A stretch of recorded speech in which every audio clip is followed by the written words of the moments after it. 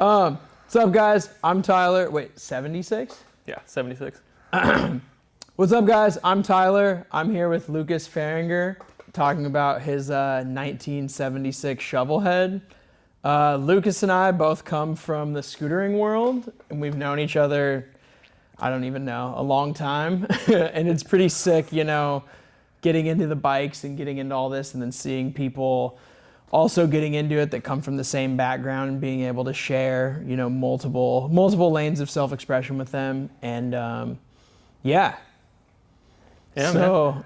This is your first like ground up build.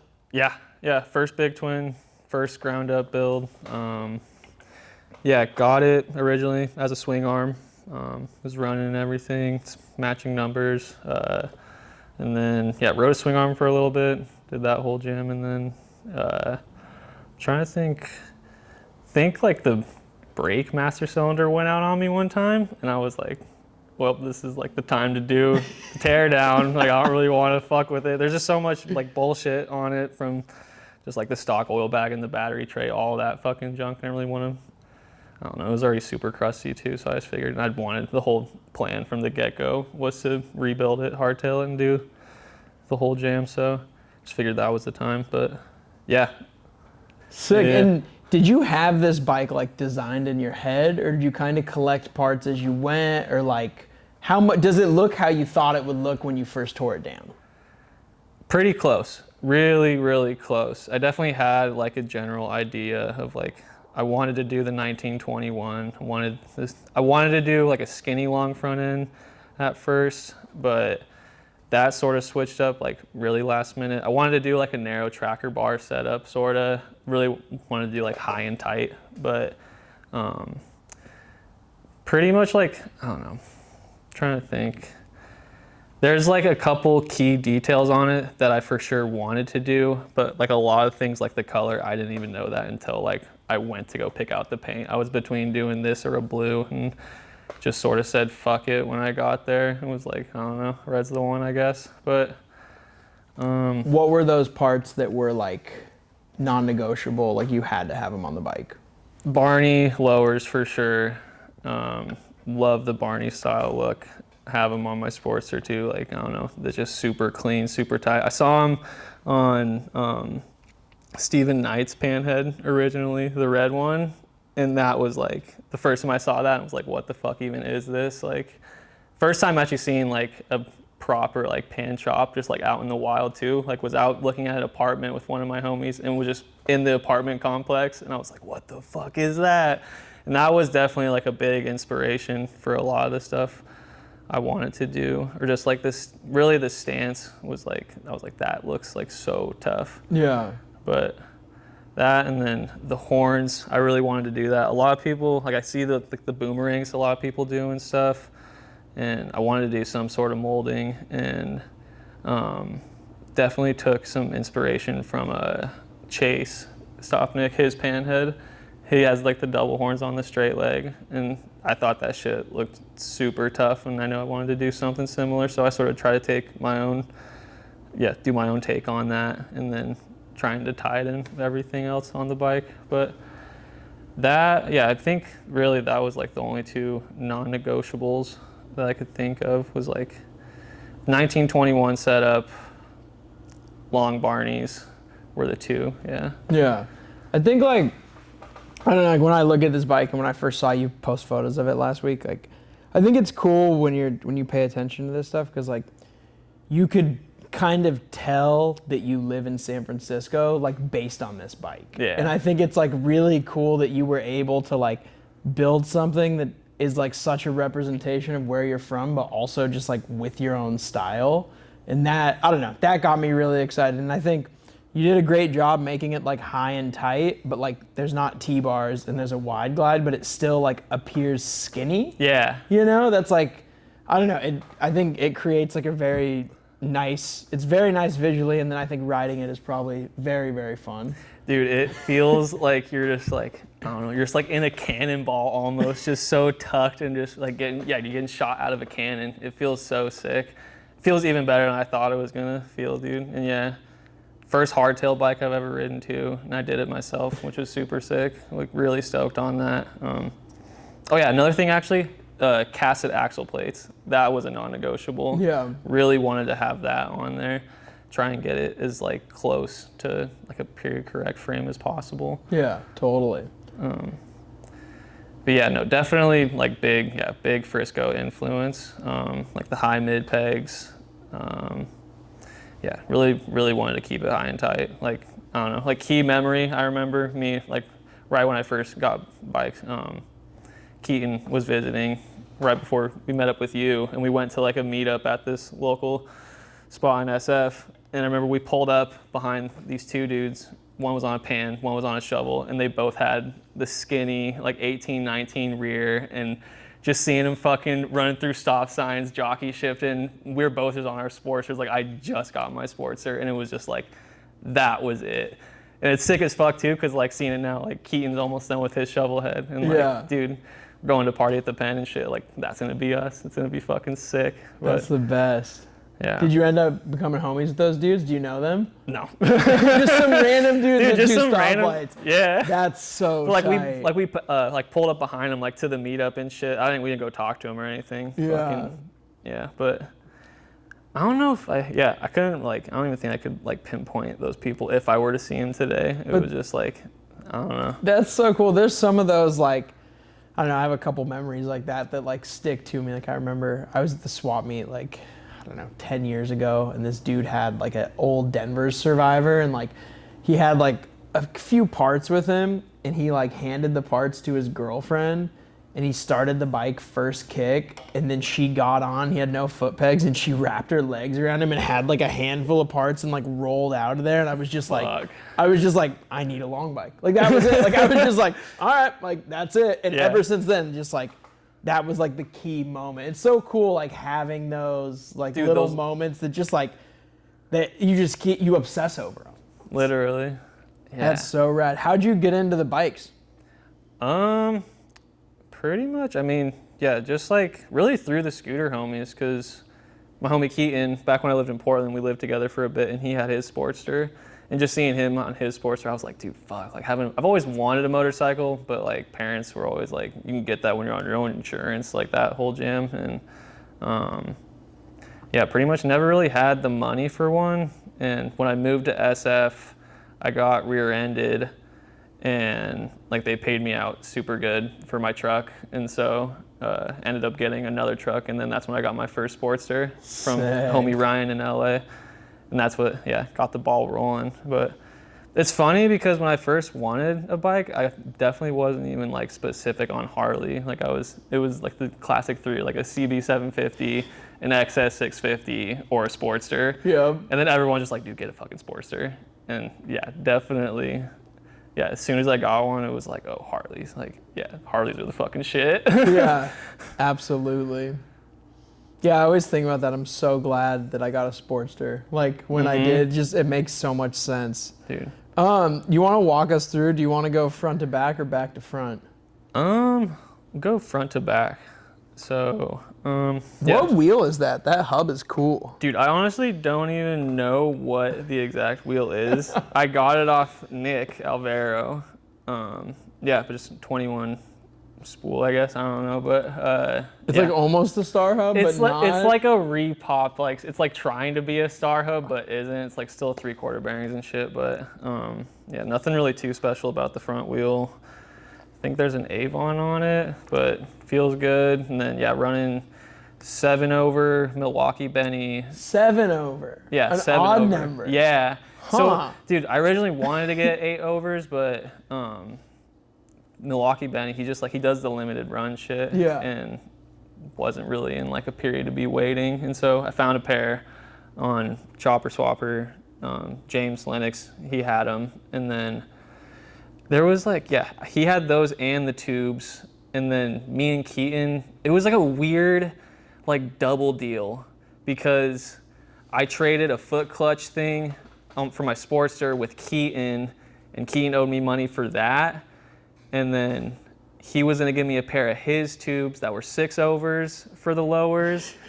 but then James ended up having the 8-overs, and so Keaton bought the tubes instead of paying me for the jockey shift, and then just shipped the whole thing from James up to me. But yeah, 8-over tubes, 7-over lowers. Then bottom trees, just a stock FLH Y-glide bottom tree, and then picked up the pan top tree like 2 weeks ago with the swap. 4-inch pan risers. The bars, so actually this is really where like the whole front end actually changed up, because I have a pair of narrow 41 millimeter trees that I was gonna run on this with a spool wheel, and then like 6-over risers and a tracker bar setup, but had been looking for a pair of pullback bars, but couldn't really find a pair. Either they'd be pulled back enough, but too like spread out, or if they were completely vertical, they were like too high up. Yeah. And Keaton's homie John in Coos Bay had these Flanders bars, and they were just sitting in Keaton's garage, and I saw them and I was like, what's up with those Flanders, man? He was like, oh, like, can you ask your homie if like he'll sell them to me? And he told his homie John, he was like, dude, if he's gonna use them, just give them to him. Sick. And so we just hooked it up with the bars, and then when he brought them, I was like, fuck, like really want to run those. And so instead of running the narrow 41 trees, we ran the wide glide, and I think it works way better, honestly. I love it. And then, yeah, so that's front end. And what's up with these neat headlights? Dude, yeah, those are... Okay, I have to ask, did you do the Sissy bar and the fender after the headlights, or did you find the headlights after you chose to do the Sissy bar and the fender? Because it's like one motion. So I got the headlights and the taillights all off this dude on Marketplace for like $65. Sick. And this is a funny story, because... I guess we can break off on that real quick. So the tail lights, they're like little rocket ones or whatever, and they're super dinky and shit. And I sort of like in the back of my head was like, they're gonna fall off eventually. But like on the first shakedown ride, one of them fell off, and I was like, fuck, like probably should just find like a new setup or whatever. Yeah. And Keen was like, dude, just like look up like tiny rocket headlights or tail lights on like eBay. And I was like, okay. I looked it up and I found the exact same ones, but the dude had them listed for like $286 a piece. Oh my god. And I was like, fuck that, dude. We're going back and finding it. And so we went back on my truck and we found them. But yeah, I ended up just welding them to the bracket and shit. So like they're not coming off now. But those two are those are some of my favorite pieces. I knew I wanted to do the double headlight. Yeah. I really fuck with that. I think it looks super sick, like little bug eyes. But yeah, I got super lucky on that Facebook find. But and then I'm trying to think. So that was definitely, that was pre like fender and Sissy bar. Okay, so the lights came first. Yeah, lights were first. That was definitely like that was while it was still like in a pile. I think it was before I even like chopped it. I had those lights actually. Yeah, so that was definitely one of the must things. And then frame, just stock FLH frame. Has a Crispy Co. hardtail kit on it. And you hardtailed it yourself? Yeah. In this shop? In this shop, yeah. So we're at Grant's shop, Grant Schofield out here in Sacramento. He's like the only dude other than like, I guess this is the only place I've gone other than my garage to do the build, but he has the frame jig and stuff. And but yeah, he was super helpful with the whole process and everything. It was both of our first times hardtailing a frame. So sick. That was super sick. Another scooter homie too. So, I love it. Yeah, so that was super sick. Then the tank, it originally was a King Sporty tank, and I narrowed it, shortened it, and then I did this like little V dish in it. That was another thing that I think I knew I wanted to do, is definitely like, I don't know. How many hours do you think you have into the tank? That's definitely like the most I have anything out of the whole bike. I think I did it over like a month period, just like a couple hours here and there. Like I would take it to work with me and like work on it on my lunch break and shit like that. So sick. Yeah, like by trade I'm a metal fabricator. So yeah, definitely wanted to go in as much on like the fabrication side of things as I could. Yeah, what else? And you built the brake pedal? Yeah, built the brake pedal, did the pegs. Trying trying to think. Yeah, I did the molding on the fender. I didn't make the fender or anything like that. But you put those 2 peaks on there. Yeah. Got it all finished up. Yeah. So the horns on the fender and then the front, both of them are like 1/4-inch steel plate that I shaped and then brazed to the fender and the frame and then just caked with fucking Bondo. And you said you used, okay. Yeah. But yeah, most of the shit, like besides like actually like welding the hardtail on, most of it's like silicon bronze stuff, which is just, like, it has the same tensile strength as like mild steel and stuff like that. So not really losing any strength or anything like that, but it's just a lot easier to blend and stuff. Yeah. But yeah, there's no Bondo on the tin, so, or on the tank. It's all just silicon bronze on the inside of there. That's so impressive, dude. Thanks. That's wild. Yeah. I mean, I'm the worst like fabricator. I mean, I've welded like twice in my life, and I'm just like stick welded so awfully. So every time I see people like building stuff, I'm like, damn, that is so tight. Like, yeah, that rules. And then you're running. I think my favorite part of this whole bike is the 2-inch belt. Yeah. The 2-inch belt is, I think, the most boss. Like, it looks dude, good. I like the next time I put a bike together, I'm definitely using one. 2 Love inch? them. Yeah. Oh yeah. Did you just come across it, or was that intentional? I just came across it, so I knew I wanted to do an open primary, open belt. Wasn't really sure like what size I wanted to do, but I just had like the seat set up, and then this homie Hunter, we did a trade for the seat setup, and I gave him like $40. So it was just sort of like one of those like swap meet moments. Sick. Like, oh, like this is a real good deal on an open primary. So yeah, it's a 3-finger. Sort of wish it was a 5-finger, but can't really complain. Yeah, whatever. Yeah, it still runs good. Yeah, and then for the primary, I just chopped up the stock primary. Oh, and you made that little cover? Yeah, I made just shaped that alternator cover, and then did the bearing support as well. I was originally gonna do like 6 cycles. He sort of does like a lot of the chop primary shit. Yeah. And I was gonna do something like that originally, but it was sort of wacky with like the belt tension and shit. So I just ended up getting like a transmission tensioner and shit instead, and running the whole open belt deal. But and then got the Lee style foot pedal. Trying to think what else we got here. Engine is just trying to think. 76 FLH. Got it from a dude in Florida. He had a bunch of work done to it in like 2006, and I have all the paperwork for it, but has like an 84-inch S&S hot kit in it, and then some other things I can't remember. But so engine's built a little bit. Definitely might need to get some work done on it here soon, because it's pretty crusty. But for now, it runs good, so I'm just gonna sort of keep going with it. Got S&S Super E on there, classic. Got the 6 cycles bird deflector, the mini S&S one. Sick. Super stoked on that. I'm trying to think. You got the 4Q foot kicker pedal? Yeah, so that's actually, super stoked on that one. Classic. Max is just like the Bay Area dude. Super nice guy, super sick. And it was funny, I was gonna go to Born Free, not this last year, but the year before, but my dog ended up getting like super hurt, so I had to stay back. Damn. But my partner, Anna, they were going back home to visit their family at the same time, and so they were in Orange, and so they ended up going out to Born Free for me, and they swooped the pedal and shit. Sick. So that was super sick. Big plug on that.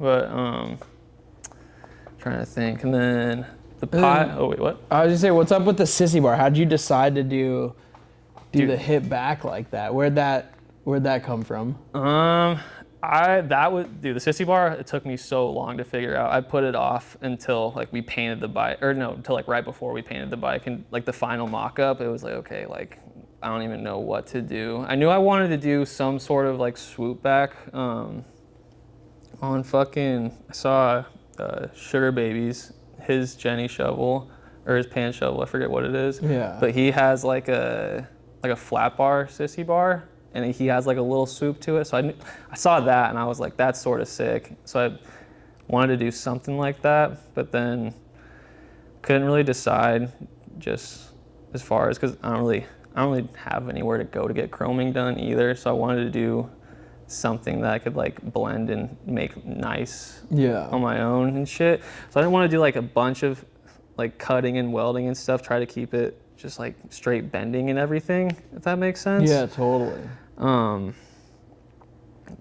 then yeah, I just couldn't decide between round stock and flat stock really, but I think the flat stock is super sick. But yeah, I just knew I wanted some sort of swoop, and it really just sort of came naturally. Like me and Keaton were just drawing a bunch of shit on the whiteboard, and then we were just looking at the horns, and they were just like, oh, I can just mimic the horns with that. And so that's really where it came from, and didn't really, just sort of went for it, honestly. Yeah. But a lot of this stuff, like this is my first time doing like all of this shit. Like, I don't know. What was the thought behind the pipes? I love like the short cocktail shaker, like high drag. Like what had you seen that before? You kind of just came across them, or what? Where was that from? Cocktail shakers, I guess that was also another thing that I knew I wanted to have on the bike. You see them a bunch and they're sick as fuck, but I just wanted to do something different. Everyone does like upsweeps with, does like the upsweeps with cocktail shakers, and I wanted a high-low setup, and I just like it looks like cannons, dude. I just think it's sick. I don't know. I just wanted to do them a little bit stubbier. Everyone has them longer in the upsweep, so I just wanted to change it up a little bit.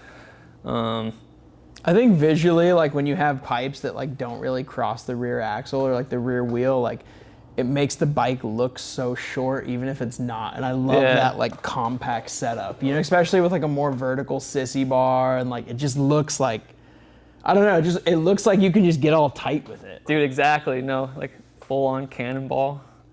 Yeah, sort of just like trying to make the bike look fast when it's just sitting there. Totally. Trying to think what else we got going on here. I think I got it off Tanks for Days, the little Virgin Mary choke. OEM panhead oil bag, ratchet top transmission, standard shit. Running a juice brake. I think it's a V-twin setup. That was like one of the biggest struggles I had with this bike actually, because wanted to get a 19 rear wheel. I saw this 19 Star Hub on Chopper Swapper Hawg Supply. Cody had it up, and so I got off him. Oh, sick. I didn't realize like at the time that there's like the whole, like you can't fucking put a disc brake on a Star Hub wheel. Like just doesn't work like that. And so then it was like, oh, if I want to run the Star Hub, gotta get a drum brake setup. And then I was running to the issue of my rear sprocket wasn't lining up with my transmission. Like it was too far off to the left when my wheel was centered in the frame. And if my sprockets were lined up, my wheel was like off like a 1/4 inch to the right. And come to find out, like the first setup I got weren't like the backing plate and the drum weren't matching set, and then I didn't have the right axle with all sleeve those for juice drums, there's like the 3 different ones. Dude. Like, I'm not gonna try and claim the years, but there's like the 3 different ones, and there's And the they ones overlap, for the mid-star. So it's like, it was so fucking annoying. Like I was going in to California Choppers and like talking to Ron about it a bunch, and he was fucking like getting to a point where he was like, dude, I don't fucking know. Like go, like you should talk to like Spade George and see if he'll like relace your wheel offset. Like, because I was telling him how I've heard other people do that, and he was like, I've never had that fucking problem. I got a juice drum in the back right now on a Star Hub, and I'm like, fucking of course you do, Ron. But ended up going back and forth between like Ron and Spade George, and George was super helpful with like figuring out the right setup and stuff, because he discovered, he's like, dude, this isn't like, these aren't the right ones. Like this is not how this is supposed to fit up, and this and that. And ended up going back to California Choppers, and there was just this other dude, Dan Conroy, who actually lives like right over the hill from me, but was in there for like a check valve or something for his oil pump, and just overheard me talking and was like, yo, I have like a juice drum set up for a Star Hub wheel if you want it. Like I'll sell it to you for super cheap. And I was like, bet. So it went right over there after, swooped it up, and it finally worked. But it was like months of trying to figure out this shit. And it is just like the stupid nuances of like those certain years, and some of them overlap with the other years. And it was like a setup that I got from like a swap pile. And so it was like, the guy said it was the set. Is it really the set? Like, who fucking knows? You never know. Yeah, and it's still, I need to fine tune it a bit too. Like, I think the master cylinder is a little funky on there. It's not, yeah, I don't know. But anyways, butt seat, super stoked on that. Got that for a deal on Chopper Swapper. Chopper Swapper is big plug for this build. Yeah. But shout out Instagram. Yeah, big shout out Instagram. Catch some hate for that, I feel like. But it's all whatever, good. dude. We all love it. Dude, I love it so much. It's so nice. Like, I definitely, don't even care. Old heads probably fucking hate it. They're like, you don't get it. Fucking back in my day, and you're searching through the barns, boy. It's the best, man. We live in the age of social media. Nah, dude, we gotta keep with the times, man. You have any future plans for it? There's still like a couple of things I need to finish up on it. Just like blending on the Sissy bar, and then nothing like major really. Yeah, I mean, it's pretty much there. It's gonna, the main thing behind the build is like, I wanted to try and get it in at Party at the Pen, just like in the show. And I sent them pictures when I was like started building it, and they said they were down. And so that was like sick, gonna build it for the show. So that's really like, I don't know, it's going to the show. I think that's the only next big plan for it. Perfect. Well, sick, dude. Thanks for talking me through it. Yeah, dude. Thanks for fucking being interested in it. Yeah, of course, man. Any last words? Super stoked on all the homies who helped. Special thanks, Keaton, Saunders, Grant Schofield, Ron and Wayne down at California Choppers, super helpful. Spade George, super helpful, dude. Trying to think who else. Fucking Yama, Nick Alvaro, super helpful dudes. Couldn't have done it. Like, yeah, first big twin, I didn't know shit going into this. Just really wanted to dive in, just go head on. Ended up coming out better than I thought it was going to, so. Hell yeah. Super fucking stoked. Sick. Yeah. Trying to think if there's anything else on here that like wanted to like touch on.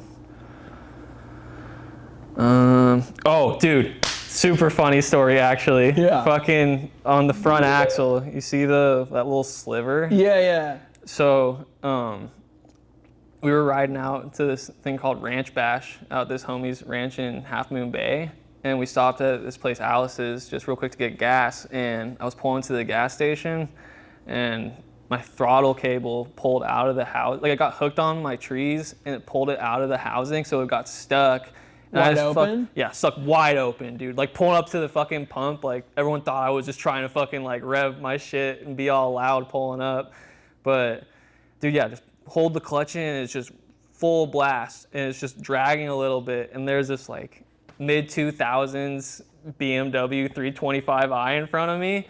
And I'm just, like, trying to fucking stop, like, it's still dragging, whatever. And I just end up dumping it, and my axle hit the dude's bumper. And he ended up being super chill about it, whatever. But we get to Ranch Bash, and we're talking and shit, and homie notices that little sliver, and he's like, dude, what the fuck is that in your axle? And we're just like, dude, I have no idea. Like, what is that? And then homie's like, and I'm like, what? And we had no idea, and then homie was like, dude, that's the fucking bumper from the Beamer.